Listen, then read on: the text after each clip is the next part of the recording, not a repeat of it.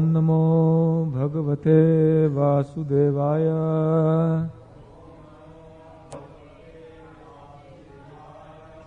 ओम नमो भगवते वासुदेवाय।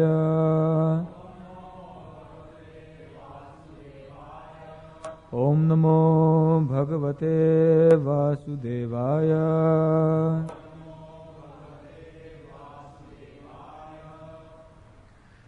Srimad Bhagavad Gita, chapter 9, verse number 10. Please repeat after me.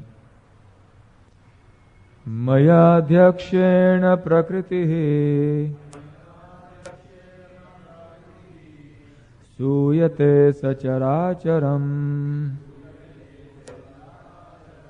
hetunanena kaunteya Jagat viparivartate. Mayadhyakshena prakritihi suyate sacharacharam hetunanena kaunteya Jagat viparivartate. Mayadhyakshena prakritihi suyate sacharacharam hetunanena kaunteya jagat viparivartate. So I will now read the word for word meaning. Kindly repeat after me. Maya, by me. Adhyakshena, by superintendence. Prakritihi, material nature. Suyate, manifest.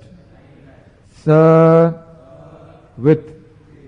Characharam, moving and non-moving.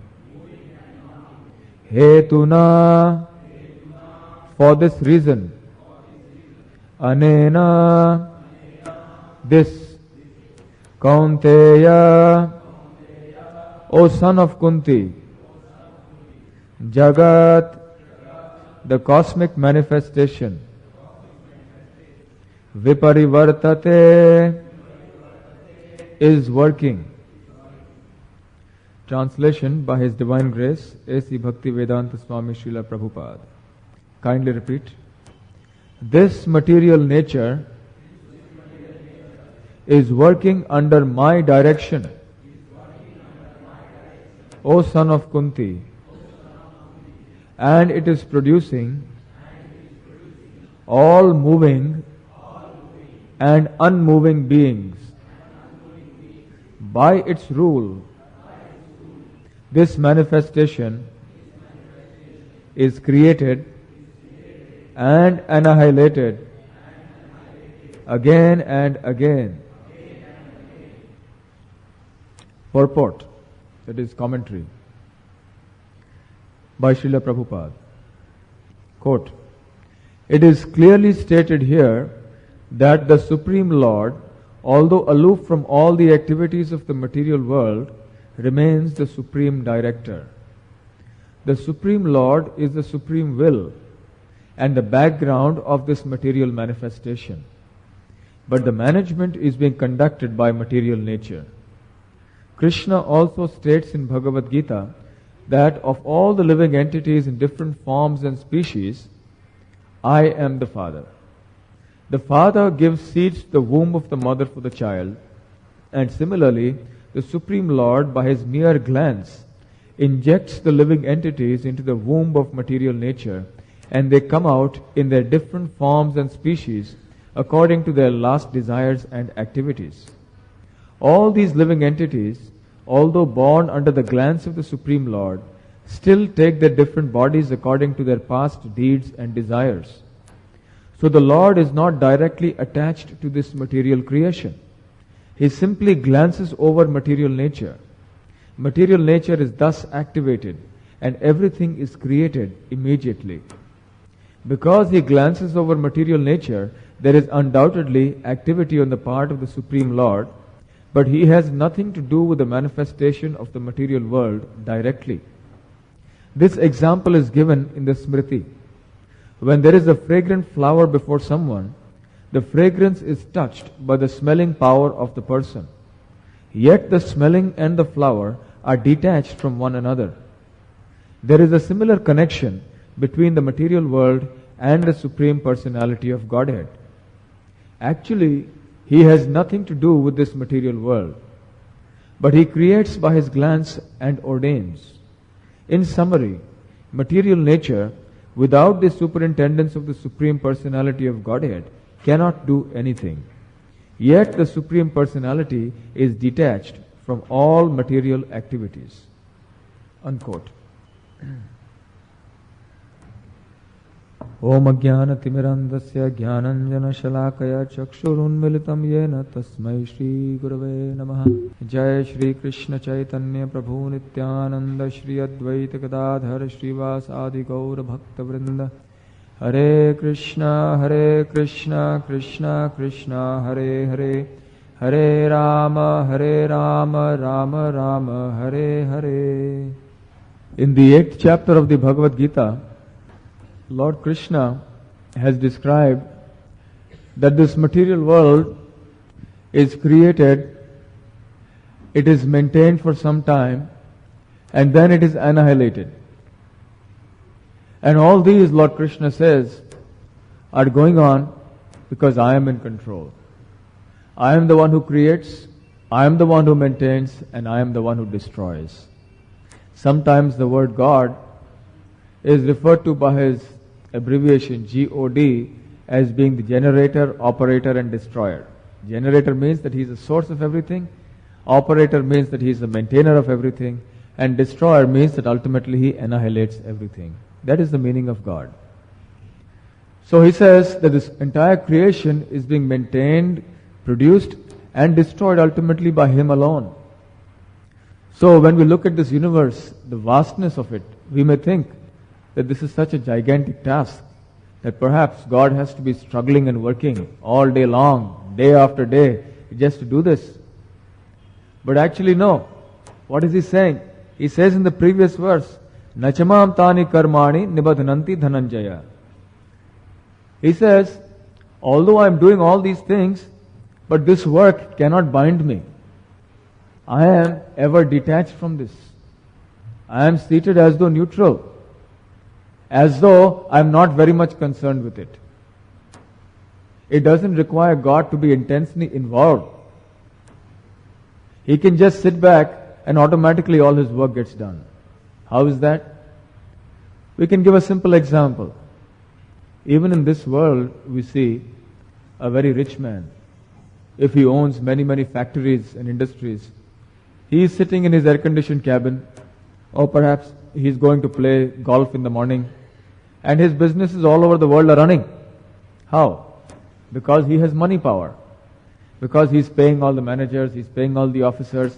So through his various energies and representatives, the work is automatically being done.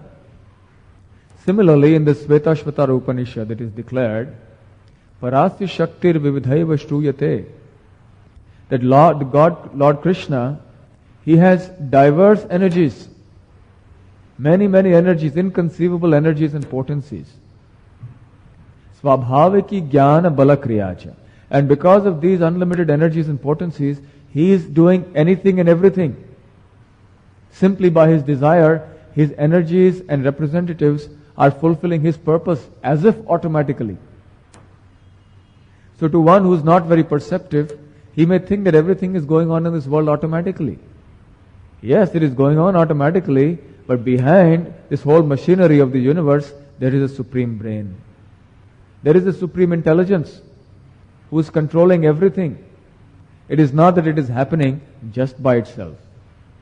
The material energy is actually an instrument by which everything is going on in this creation. And behind that material nature, there is Lord Krishna, the supreme controller, God himself.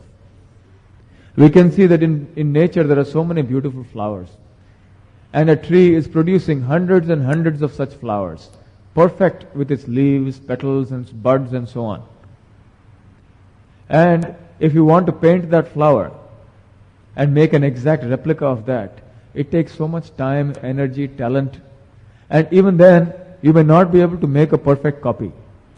There may be some difficulty in getting the exact symmetry, or perhaps you have not got the exact shade of the color, or the scales are not proper.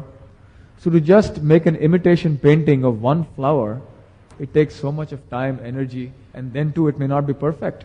But nature is producing so many hundreds and millions of flowers effortlessly, one after the other, perfectly. So we can understand that there is a brain. There is an intelligence that is coordinating and controlling all these activities. So Lord Krishna is saying that I am controlling. I am the controller. Maya adhyakshena prakriti. Adhyakshena means that under my direction, these things simply do not happen by themselves. Although immediately we may not be in a position to understand how it is going on. But simply because we do not understand how it is going on, it doesn't mean that there is no controller. There is always somebody. We have no experience in this world of anything that is happening without a controller. You look at the smallest thing in this creation. There is, let's say, a spaceship. We are very proud in this day and age that we have built spaceships and rockets.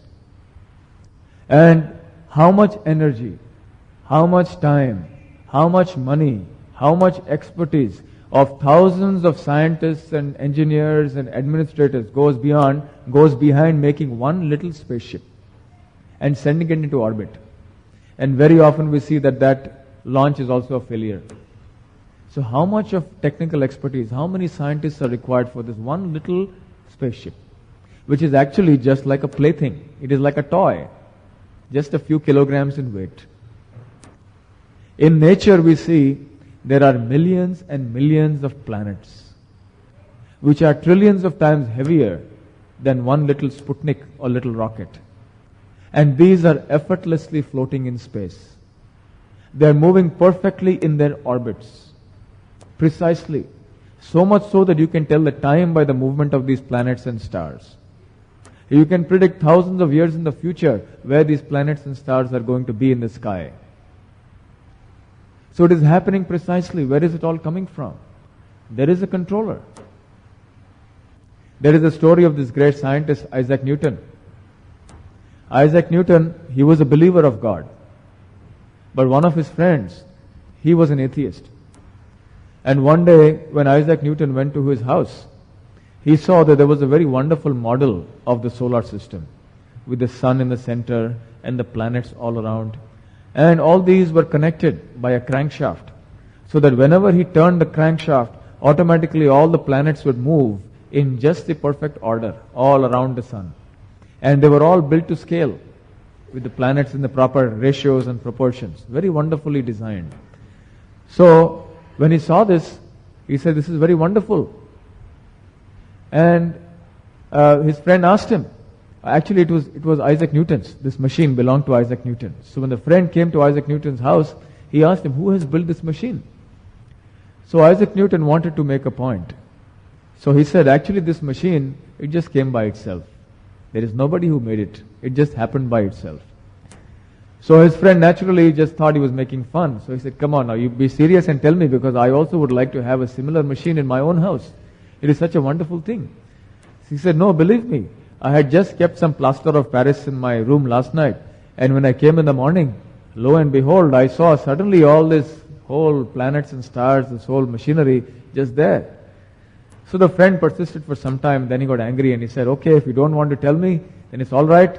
I know you don't want another imitation of this in my house because you don't want any competitor." So anyway, then Isaac Newton told him, "All right, I will tell you. But see, the point I'm trying to make," he said, "is this, that this little instrument, this little machine, just a few feet in dimension, you believe it could not have happened by chance. You believe that there is some creator behind it. There is somebody in control who has manipulated the various ingredients, like this plaster of Paris, the metal and the nuts and screws and so on. Somebody in control has manipulated all these things and made this. Just this small little contraption. And you don't believe this could have happened by chance." You believe there is a need that there should be a controller for this. And yet, the very object of which this is only a small model, you believe that there is no need for a controller for that? What kind of logic is that? So his friend was quiet. The point was made. In nature we are seeing all these big things. How is it possible? If for one little Sputnik or a rocket we are spending so many lakhs of rupees and dollars and so many scientists, and we imagine that for all this universe, the way it is functioning so precisely, we imagine that there is no controller? This is foolishness. Therefore, Lord Krishna is saying here, Maya dhakshena prakriti suyate sacharacharam. The translation, he says, this material nature is working under my direction and is producing all moving and unmoving beings. By its rule, this manifestation is created and annihilated again and again. In other words, Lord Krishna is saying that whatever changes are going on in this world, whatever wonderful things are happening in this world, know for certain it is happening under my power. It is happening because I am perfectly in control. It cannot happen otherwise. There has to be a supreme controller behind everything. And simply because we can't see, we should not say simply that there is no controller. You see, because our tiny brains, they cannot accommodate the inconceivable vastness of the intelligence that is necessary to produce, manage, and annihilate this entire creation of millions and millions of universes. Because this is incomprehensible for us. So we take the easy way out and we say actually there is no brain behind everything. It is just happening by chance. There is no controller. But this is known as Dr. Frog's philosophy. You know what is the Dr. Frog's philosophy? Once upon a time there were two frogs. Actually there was one frog. He was staying in a well. And all his life he had lived in the well. He had never gone outside. And then he had a visitor. This visitor frog, he came from the sea. He was living near the sea. So he happened to come and he came into the well. And the two frogs started talking. And then he asked him, where are you coming from? He said, I'm coming from the Atlantic Ocean. He said, oh, very nice. So do you like my well? He said, yes, it's very nice. But the place I come from, that is very big. Much bigger than this. So the first frog said, how big? 2 times? 3 times? 5 times? He said, no, it is much bigger than that. He said, 100 times? 1,000 times? He said, no, you do not understand. It is much bigger. Well, how much bigger? 10,000 times? So in this way, he was trying to understand with his tiny brain because his experience was limited only to the confines of the well. So he was trying to imagine the vastness of the Atlantic and Pacific Ocean with his tiny little brain that was used to accommodate only the circumference of this tiny well. So we are like that Professor Frog, that Dr. Frog. With all our tiny intelligence, we want to actually understand the vastness of this and we want to bring everything under the limited reach of our tiny little intelligence and mind. And because we cannot perceive it with our limited senses, that there is a controller behind this, we cannot see him directly, therefore we say, oh, he doesn't exist. There is no controller. We had seen in another shloka that we did earlier, where Lord Krishna declares that he is the supreme absolute truth. He says, Mayi sarvam idam protam sutre maniganaiva. That he is the underlying basis for everything. This whole creation is resting upon him. He is the basis because he is the supreme absolute truth. Mattaha parataram na anyat kinchedasti dhananjaya. He says, I am the supreme absolute truth and everything in creation is resting upon me. So it is not that everything is simply resting upon Krishna. It is not that he creates and then sits back and lets the maintenance do its own thing. There are some people who put forward this kind of theory. There are some who say that there is no controller, no God. There are others who make a concession. They say, all right, we believe there is a controller, there may be a God. He has created everything, but after he created, somehow he could not control his creation. It went out of hand, like the Frankenstein monster that was created by that scientist, and then he could not control the monster. So somehow he created, but then laws of nature came into effect and they are now controlling, and God is out, he cannot control anymore. But no, although everything rests in God, God is in supreme control of every atom in his creation at every moment. There is never a time when God ceases to be out of control. When we are in control of something like a political chair, prime minister, we are always anxious to maintain it, to maintain that seat of control. But for Lord Krishna, he doesn't have to struggle. He is always eternally the supreme controller. There is no competitor for him. We are actually all imitation competitors. We are here in this material world because we wanted to imitate the controlling position of Lord Krishna. And therefore we are forced to undergo the sufferings in the form of birth, death, old age and disease. So therefore, in this shloka, Lord Krishna is declaring that don't think everything is going on just by itself. I am in perfect control at every moment. The word prakriti here means nature. The word suyate means producing. Chara, achara, characharam. Chara means that which is moving. Achara means that which is not moving. So it is said here that prakriti or material nature is producing all these things, chara and achara. It is producing both moving and non-moving beings.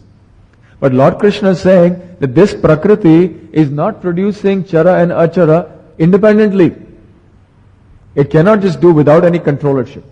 Because I am in control, under my direction, under my supervision and superintendence, material nature is able to do all of these things. It is often said that material nature is like the shadow and Lord Krishna is like the hand. So if you show the hand against the light, you will see the shadow. And the shadow will move exactly in the same way that my hand is moving. So one who doesn't see the hand, he is seeing only the shadow, he imagines that the shadow is just independently operating. But one who is seeing the hand, he understands, yes, actually the shadow is moving according to the movement of the hand. So the hidden hand behind this creation, behind material nature, that is making all the moving and non-moving things work, is Lord Krishna. That is the meaning of what he's saying here. Hetunanena kaunteya jagat viparivartate.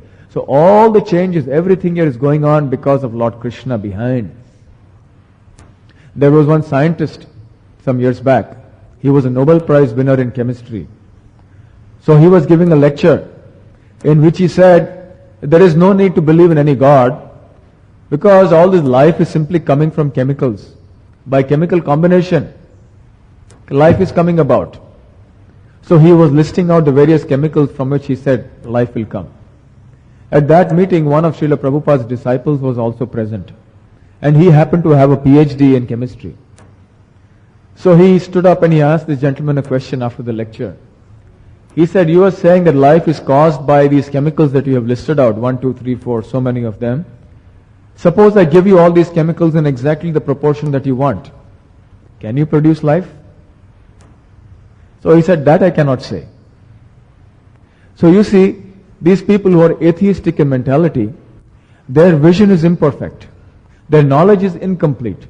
But still, they pass off in the world as being very, very learned authorities on subjects that are actually beyond their domain, that beyond their jurisdiction, beyond their scope of understanding. They want to understand with their limited petty senses what is actually beyond the senses. Lord Krishna is called Adhokshaja. Adhokshaja means he is beyond the senses. And because they cannot see him, they simply make a positive assertion. No, there is no God. It's all coming only from chemicals. And such people are recognized in society as being very learned people. And they are awarded very high prizes like the Nobel Prize. So actually, life does not come from matter. It does not come simply from chemicals. But we are seeing the reverse. That is true. We are seeing matter is being produced by living form, by life. We are seeing that all the time. Just take a simple example of a lemon tree. A lemon tree is not a very big thing. And it produces lemons. Lemons, as you know, are called citric fruits. So each lemon is producing citric acid. And in the life of the tree, if you take all the lemons that is produced by the tree, then and you squeeze all the lemons, there's so much of citric acid. Tons and tons of citric acid are being produced by this one little tree. So many tons of chemicals and matter is coming from one life form. Because after all, the tree also has a soul. There are so many different species of life and the tree is one of them. Similarly, in our bodies, we are producing perspiration. Now, especially in summer season, we see we are sweating profusely. So what is this perspiration? That is simply water that is little salty. It contains some waste products from the body. So because we are limited and we have tiny bodies, so we are producing limited quantities of perspiration. But Lord Krishna is God. He is unlimited. Therefore He is producing unlimited quantities of perspiration. And do you know what is His perspiration? Yes? The sea water. Very good. The oceans are nothing but the perspiration of Lord Krishna. So that is also salty. So of course, Lord Krishna's perspiration is transcendental. So in this way we can see that we are tiny life forms are producing tiny amount of chemicals and matter. Krishna is perfect and complete and unlimited. So He is producing unlimited quantities of chemicals. So the scientists, they cannot even produce one living entity from matter. They cannot make one ant, one mosquito. And yet they are claiming that life is coming from chemicals. But furthermore, the next question we can ask is that, okay, you are saying life is coming from chemicals, but who is producing those chemicals? Where are those chemicals coming from? You see, ultimately there has to be a source. Someone has to give you all these chemicals and then you can mix them and combine them and do everything. So the answer is Krishna, God. God is the source of everything. We have seen that couple of Wednesdays back. Aham sarvasya prabhavo mattah sarvam pravartate. He is the original source of all the atoms, electrons, molecules, etc. that have gone into the making of all these chemicals. So what are we doing? We are simply trying to mix these two and we are saying, yes, I have created life. But actually even the chemicals are being given by God. So therefore we can understand that at every moment of time, God is in perfect control of both the moving and the non-moving things. It is because of His manipulations and His control that the moving thing, the living things are being created and that the non-moving things are being in motion and they are being manipulated in this fashion. So we should understand this. Lord Krishna is at every moment the supreme controller. Even in our own life, we can see that we are controllers to some degree. Every one of us. Whether it is a small ant, whether it is an ordinary human being who is staying in a slum, or whether it is the Prime Minister. We all have our respective domain of control. Within our friend circle, within our society, within our family, in our office, and so on and so forth. We are all little controllers. So there may be some controllers who are very big, like the Prime Minister. His range of control is very large. He is a very powerful controller in comparison to us. And the ant is very tiny, is a very tiny controller in comparison to us. So there is a range of control that we can exhibit. But Lord Krishna is declared to be the supreme among all these controllers. Ishvara Parama Krishna Satchidananda Vigraha Anadiradir Govinda Sarva Karana Karanam. Brahmaji declares in the Brahma Samhita that there are many controllers, Ishvara. But Lord Krishna's another name is Parameshwara, Parameshwar. Parameshwar means He's a supreme controller. He's supreme among all of them. We can see that according to our karma, we are getting different powers. According to somebody's karma, he becomes an ant. According to somebody's karma, he becomes a demigod. According to somebody's karma, he becomes a prime minister. So according to our respective actions in the past, we are being awarded with a gift. That gift is that you have the power to control to a certain extent. But still we should understand that ultimately that power is not ours. That power is being given to us by the Supreme Lord according to our qualification. That is our karma. Just like in an office, there is a company. And the company has many employees, managers, officers, peons, and so on. So according to the particular designation of the person in the company, people have different degrees of control and power. But do they independently exercise that power? No. It is coming only because the board of directors of the company or the managing director is authorizing. Yes, you are authorized to sign checks beyond this amount. You are authorized to enter into these transactions of buying and selling goods. You are authorized to represent the company for this purpose and that purpose. So they are controllers. They are controlling so many subordinates. But at the same time, their controllership is not independent. It is given to them by the supreme control of the board of directors. And any time it can be taken away. Similarly, we also have our own region of control given to us according to our particular qualification. And therefore, we should know that we are not independent in that. It is given to us by the Supreme Lord. And finally, it is going to be taken away. There was one prime minister in this country. He was prime minister just for a few days. Literally just a few days. And he had declared that the ambition of my life is to become prime minister. And he became prime minister, and then he was thrown out after a few days. So then he was asked, so now what is your ambition? You have already become prime minister, you are gone also, you're no more there now. So what is now your life ambition? What is worth living? Is there anything worth living now for you? Attached to our positions of control. We don't realize that at any moment we can be kicked out. We are attached because we think I am the doer. But actually, Lord Krishna is the one who is doing through us. Brahmaji in the Brahma Samhita, he quotes a very wonderful verse. He says, Yastvindra gopam athavendra ahoso karma bandhana rupa phalabhajana matanoti karmani kirt nirdahati kintuja bhakti bhajam govindamadi purusham tamaham bhajami. There is an insect that is called the Indragopa, very tiny insect. And then there is the king of the Devatas, the demigods, Indra. The demigods, as you know, they are the universal administrators. Just like in this country, you have one prime minister and you have many ministers. And these ministers are allocated certain portfolios to administer the country. Somebody is given charge of defense, somebody sports, somebody this, somebody that. In this way, the work of administering the universe is delegated, or the administering the country is delegated. Similarly, Brahma is the chief of this universe. But he is also empowered by Lord Krishna. And under Brahma, there are many, many demigods, devatas. And they are empowered to administer a certain portion of the universe. So Indra is in charge of rainfall, Vayu is in charge of air and the wind, and so on and so forth. So Indra is said to be the king of the demigods. So Indra to Indragopa, right from this, just see what a range it is. Indragopa is the tiniest of insect. Right from that Indragopa up to Indra, Brahma says in the Brahma Samhita, all of them, they are bound. Bound by what? They are bound by their own karma. According to their own particular activities, they are getting the reaction. So they are bound by karma bandhana. And they are bound by the cycle of birth and death. And who is controlling this? Govindamadi purusham tamaham bhajami. Brahma says, right from Indragopa to Indra, all these people are being controlled under the supreme superintendence of Lord Krishna.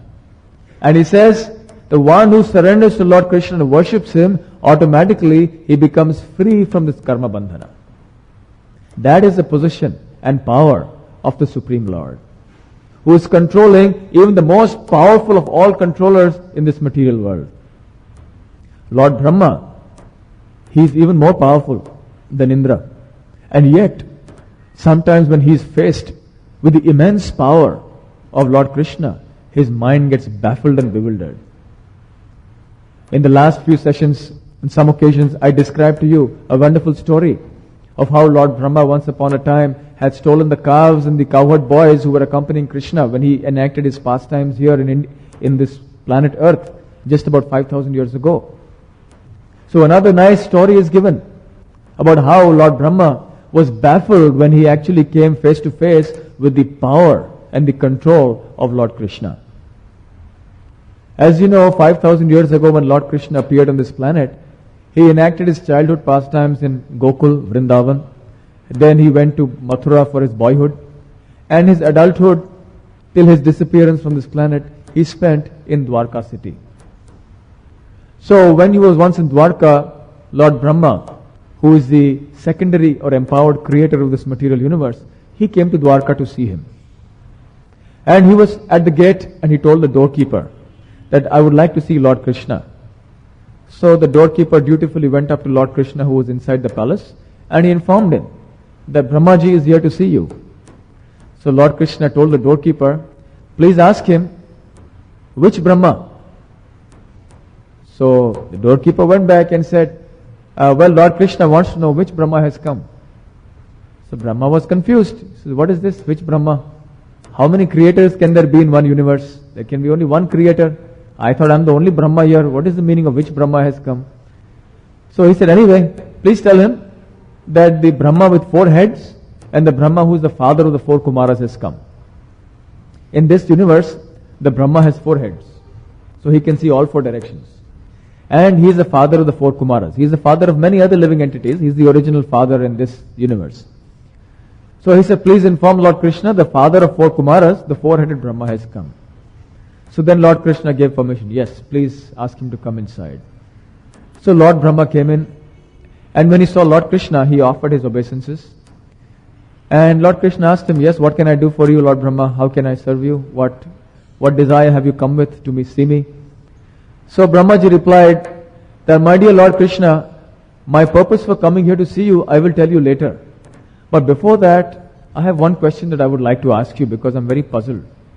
So what is that? When I first came and I was standing at your doorkeeper asked me, which Brahma are you? So I want to know what was the meaning behind asking this question. Why did you ask this question? Which Brahma? Are there many Brahmas in this universe? I am the only Brahma as far as I know.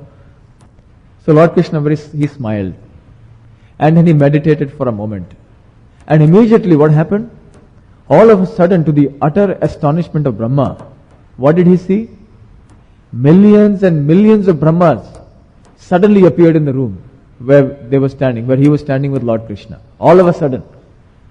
And to his even greater astonishment, all these Brahmas, some of them had 10 heads, somebody had 50 heads, somebody had 100, somebody 1,000, somebody 10,000, somebody million, somebody 10 million, and his mind was reeling because there were others who had even more heads.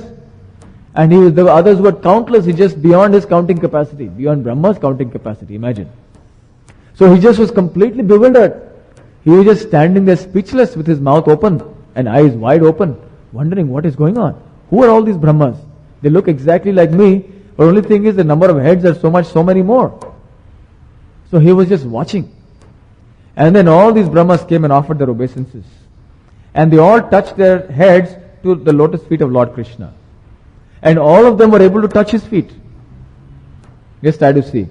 If you're trying to touch somebody's feet with your head, and if there are 2 people trying to do it at the same time, your heads will collide, isn't it?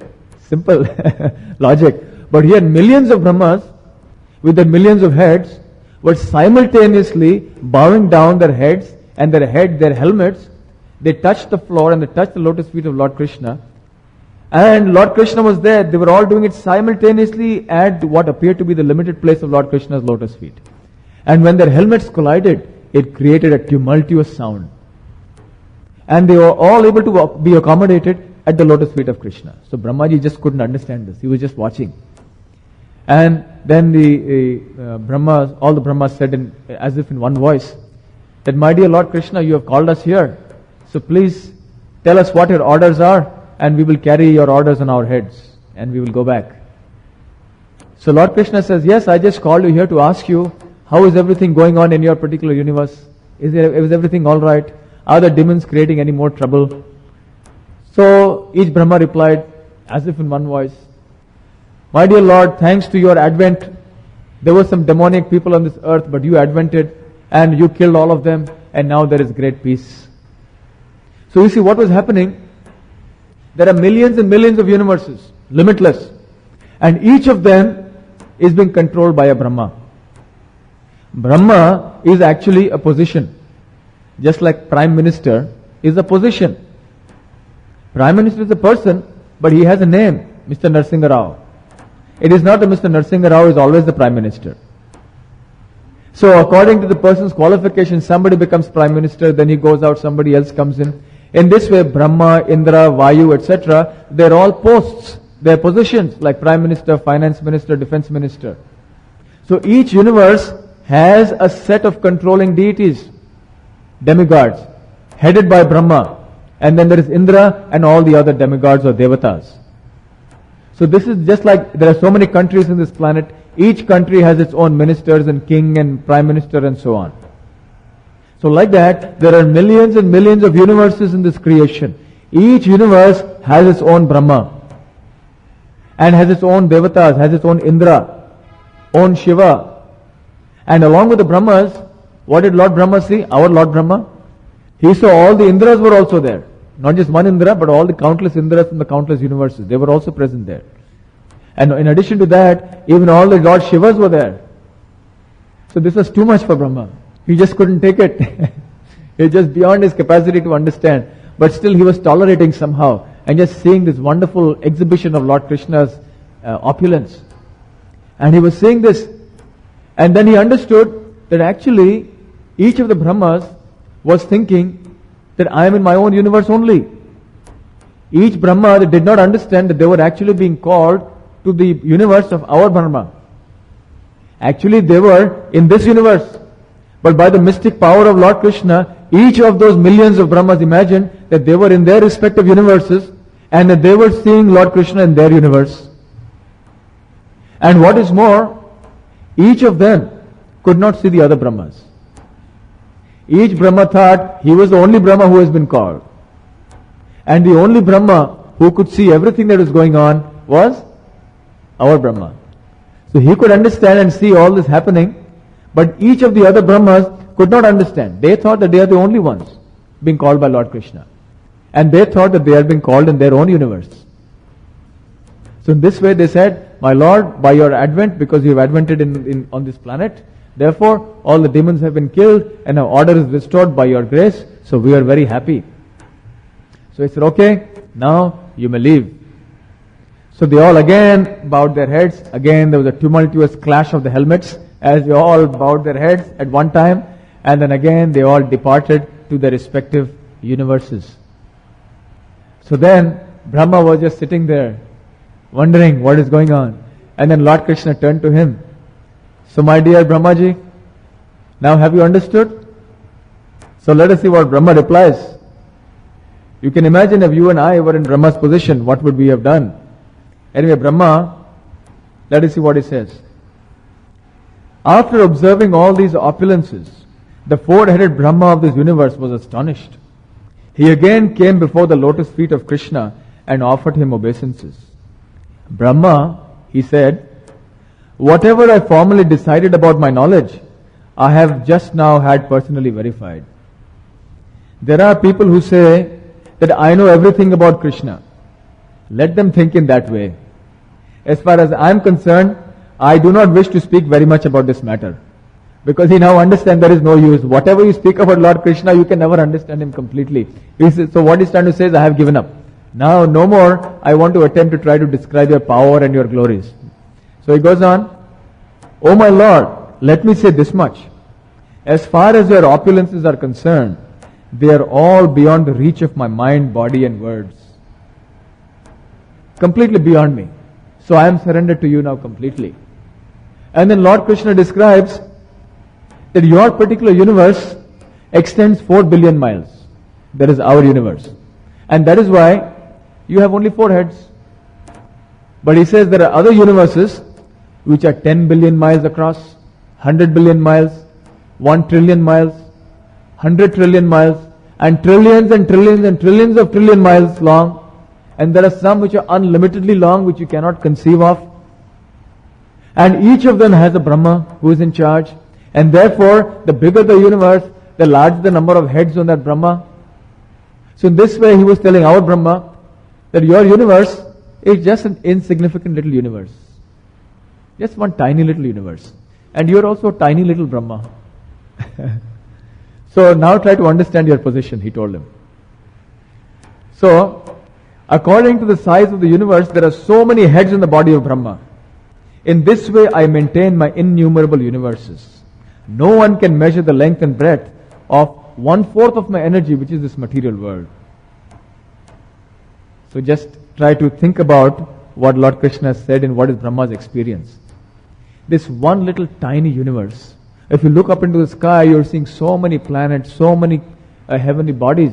This is all just one tiny universe. And we are so proud because we are controllers in our home or in our office, because we get so much power, we get so proud, we get so puffed up. Or at the most, if we have become the controller of one kingdom or one country, our ego gets so bloated. But just see, what are we actually? we are absolutely insignificant. We are negligible. We are nothing. Lord Brahma himself is so powerful that it is beyond our imagination. Even Brahma is powerful. What to speak of Brahma? Even the ordinary demigods, the devatas, their power is also beyond our conception, beyond our imagination. So how much more powerful is Brahma? And our Brahma is just one tiny, insignificant Brahma. This Brahma cannot understand the scope of the power and controlling ability of the biggest Brahmas in the universe, in this material creation. And even the biggest Brahmas of them all, they cannot even understand one small fraction of the power of the Supreme Lord, Shri Krishna. It is said that Mahavishnu, who is the expansion of the expansion of the expansion of the expansion of Lord Krishna, who is a portion of the portion of Lord Krishna, he is producing all these universes. How? He simply lies in the causal ocean, and from the pores of his skin, the different various material universes are emanating just by his breath. He breathes out once, and from the pores of his skin, all the material universes of this creation are emanating. This one universe is so big. It is only a small universe.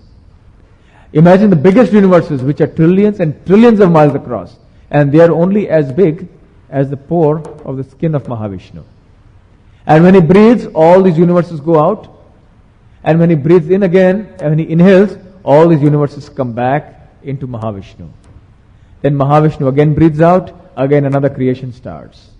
Then it is maintained, again the creation is withdrawn. Just like a spider, he creates his web, maintains it, and then withdraws the web within himself. So Mahavishnu is so powerful, what to speak of Krishna? Krishna's power therefore is completely beyond the scope of even Brahma's mind, body and words. That is Brahma's confession here. So how can we, frog-like creatures, try to understand the controllership and power of God, and still in our foolishness, because we are puffed up with a little bit of academic education, because we have some little intelligence that is more than the intelligence of others, we do some so-called research, and then we come to the conclusion that there is no God, there is no controller, there is no power controlling everything. It is simply on the basis of ignorance. Therefore, we should understand from Shastra, we need not speculate. There is no need to do research. The research has already been done, and it is given in the scripture. So when we understand knowledge from the authorized sources of the scripture, then there is no scope for us to doubt. There is no question of speculation. In the Bhagavad Gita, Lord Krishna is clearly stating here that he is the supreme controller of everything, moving and non-moving, and this material nature is simply acting according to his direction. That is sufficient for us. We don't have to waste our time with years and years of research, unnecessarily spending billions of dollars which can be used for more constructive purposes. So therefore we should know the next time we feel a little proud that I am controlling this, or this has happened because of my ability, because of my power, we should remember Brahma's story when he went to Dwarka, and that will make us a little sober. And then in all humility, we should just say, Govindamadi Purusham Tamaham Bhajami. So we will stop here, and we will leave time, about 5 or 10 minutes, for questions and answers. So if anyone has any questions, I will be happy to answer. Last few times we fell short of time for questions. So this time I thought I will leave some time. If there is no question, then we'll have some kirtan. Kirtan for 5 minutes, and then we will recite the shlokas.